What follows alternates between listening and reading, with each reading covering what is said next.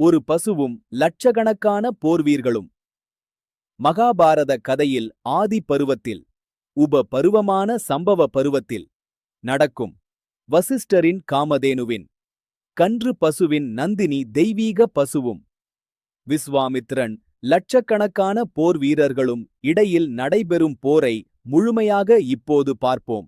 உடனே நம் யூடியூப் சேனலை மறக்காமல் லைக் செய்யுங்கள், உங்கள் எண்ணங்களை கமெண்ட் செய்யுங்கள், மேலும் பலருடன் பகிர்ந்து சப்ஸ்கிரைப் செய்யுங்கள்.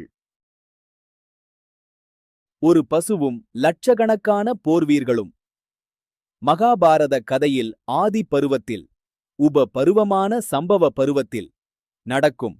வசிஷ்டரின் காமதேனுவின் கன்று பசுவின் நந்தினி தெய்வீக பசுவும், விஸ்வாமித்ரன் லட்சக்கணக்கான போர் வீரர்களும் இடையில் நடைபெறும் போரை முழுமையாக இப்போது பார்ப்போம்.